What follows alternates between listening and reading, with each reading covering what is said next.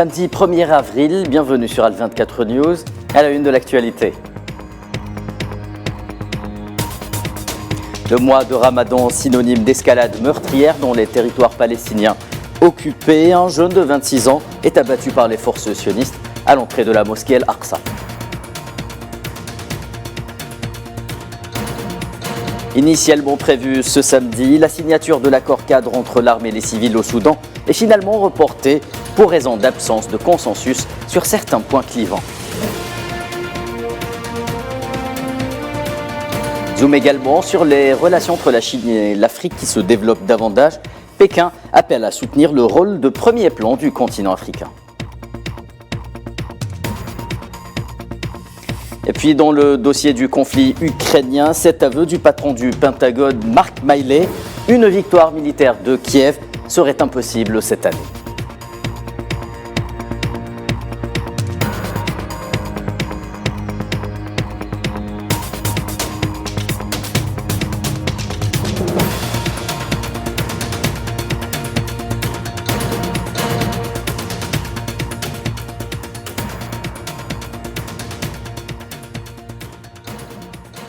Madame, Monsieur, bonjour. Les jours se suivent et se ressemblent pour les Palestiniens qui pleurent un nouveau martyr en la personne de Mohamed Al-Assibi. Âgé de 26 ans, le jeune homme a succombé à ses blessures après avoir été la cible de balles sionistes près de Bab Salah, l'une des portes de la mosquée d'Al-Aqsa, Al-Quds occupée. Le jeune martyr a été touché par les balles sionistes alors qu'il défendait une petite fille palestinienne prise à partie par les forces de l'occupation sioniste.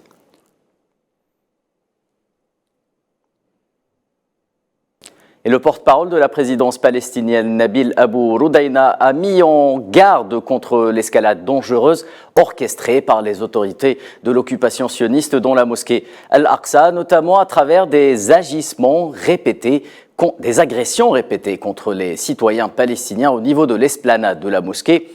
Abu Roudaïna a affirmé que l'escalade en question a pour objectif d'exacerber les tensions dans la région et de provoquer des violences durant le mois sacré du Ramadan.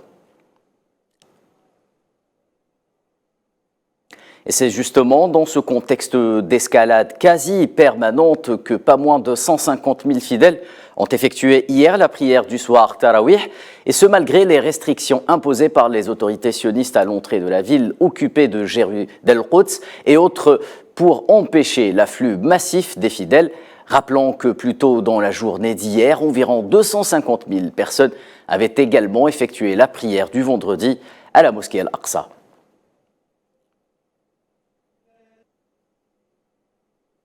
Et l'actualité de ce 1er avril se passe également au Soudan où la signature de l'accord cadre politique entre l'armée soudanaise et les civils devant conduire à l'unification de l'institution militaire et à la formation d'un gouvernement civil jusqu'à la tenue d'élections initialement prévues ce samedi a finalement été reportée en raison d'absence de consensus sur certains points clivants. A noter que le porte-parole de l'accord en question, Khaled Omar Youssef, a déclaré qu'une réunion aura lieu aujourd'hui au palais républicain entre les partisans, les parties prenantes, incluant la tripartite, afin d'arrêter une nouvelle date relative à la signature de l'accord final. En Afrique toujours, la Tunisie aura l'honneur de présider le Conseil de paix et de sécurité de l'Union africaine en avril. Pendant sa présidence du Conseil, la Tunisie œuvrera à concrétiser sa vision de trouver des solutions pacifiques, justes et durables à divers problèmes africains pour une Afrique sûre, stable et prospère, fière de son appartenance africaine. Déclaration faite par le ministère des Affaires étrangères tunisien. Rappelons que le pays a été élu au Conseil de paix et de sécurité de l'UA pour la période 2022-2024 lors de la 40e session ordinaire du Conseil exécutif de l'Union africaine en février 2022.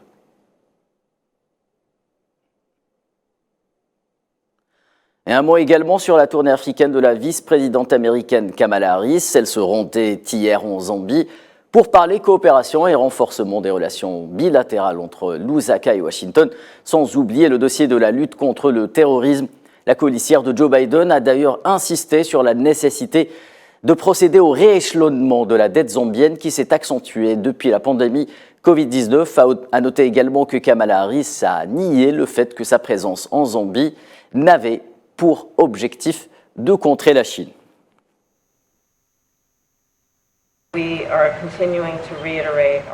Nous continuons à réitérer notre appel aux créanciers bilatéraux officiels pour qu'ils accordent une réduction significative de la dette à la Zambie.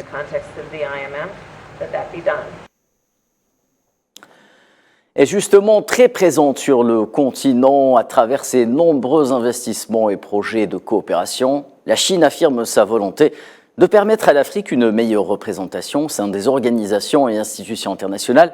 Lors du dernier débat du Conseil de sécurité de l'ONU, le représentant spécial de Pékin a déclaré qu'il est important de soutenir le rôle de premier plan de l'Afrique pour sa propre paix et sécurité. C'est un sujet signé Khadija Khaddaoui.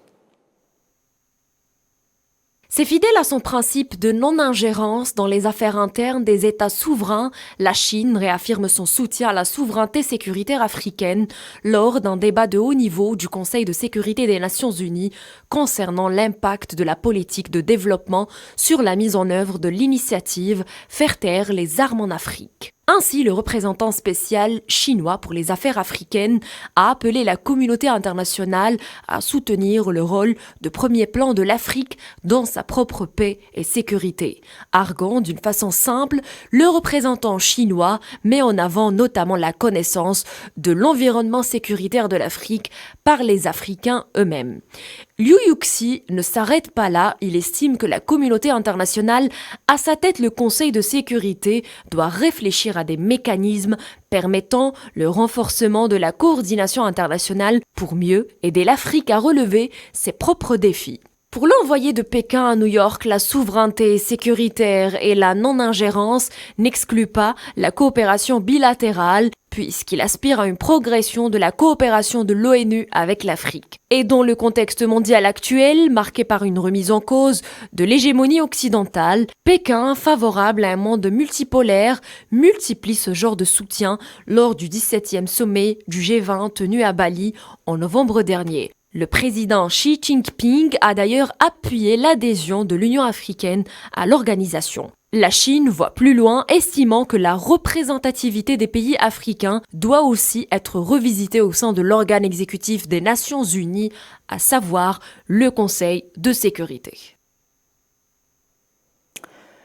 Et en République démocratique du Congo, les Nations Unies dénoncent l'escalade de la violence dans le pays, une escalade qui s'est soldée par l'assassinat de plus de 1300 personnes depuis le mois d'octobre dernier. Le haut-commissaire des droits de l'homme Volker Turk a déclaré que parmi les 1334 civils tués depuis octobre 2022 dans les régions de l'Est du pays, 107 sont des enfants. Turk a également exprimé son regret quant à l'exode de quelques 6 millions de personnes à l'intérieur du pays.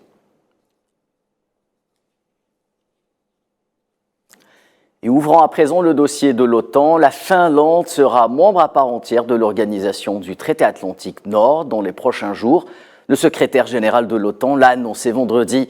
Jens Stoltenberg estime que l'adhésion de Helsinki à l'organisation atlantique lui permettra de devenir un pays plus sûr et plus fort. Safwan Ben Sabri. Il ne manquait plus que l'aval de la Turquie pour que la Finlande puisse adhérer à l'OTAN. Après 10 mois de suspense, le seul pays musulman du traité nord-atlantique vient de donner son feu vert. Au préalable, le président finlandais avait dû se rendre en Turquie le 17 mars. Le président turc Recep Tayyip Erdogan avait alors annoncé la levée du veto turc quant à l'adhésion de la Finlande. À l'heure du sursaut militaire et du réarmement précipité européen, la politique sécuritaire des pays de l'Union européenne devient une question vitale, dans un contexte de retour de la guerre en Europe après 78 ans de paix.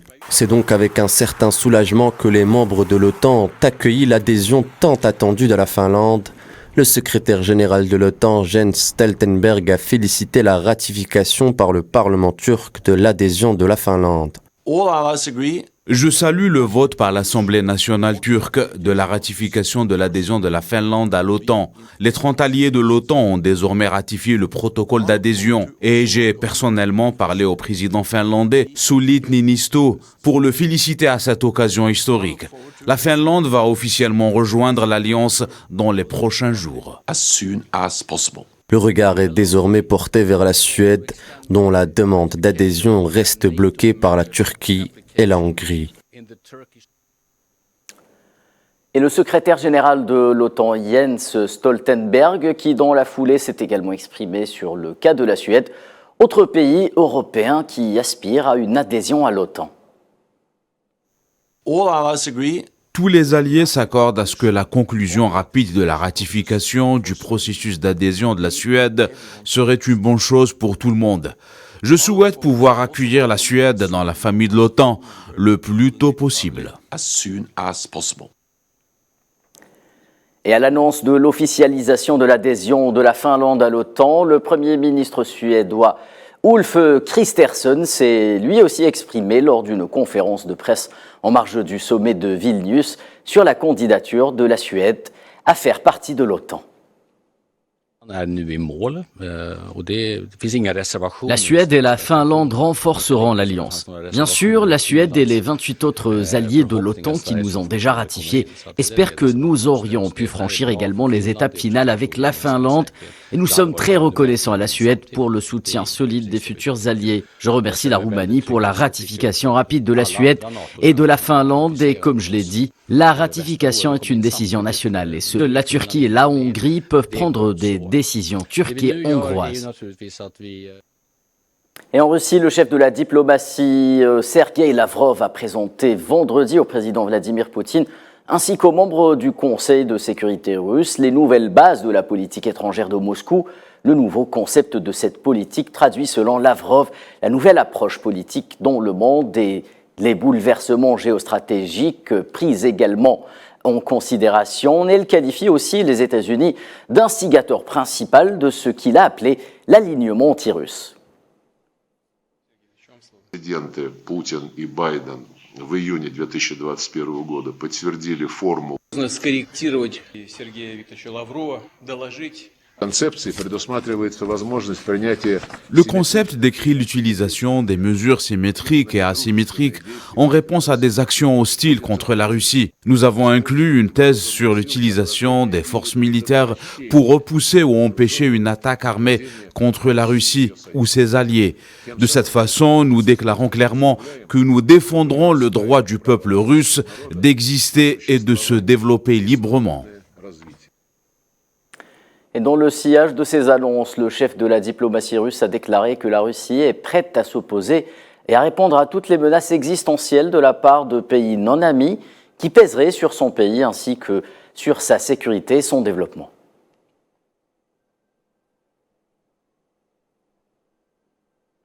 Dans le dossier ukrainien, le président biélorusse Alexandre Loukachenko a proposé d'aller vers un cessez-le-feu et une trêve sur la ligne de front entre Russes et Ukrainiens.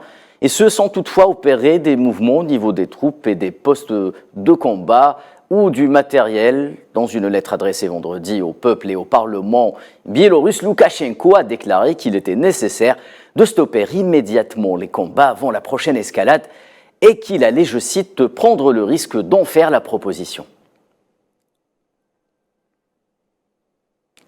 Conflit en Ukraine toujours, le chef d'état-major des armées américaines, Mark Milley, a déclaré qu'une victoire de l'Ukraine dans ce conflit qui l'oppose à la Russie n'était pas possible cette année. S'exprimant lors d'un événement organisé par le site Defense One, Milley a déclaré que Kiev n'est pas en mesure de récupérer les territoires perdus du Donbass car cela dépendrait d'une opération militaire très compliquée.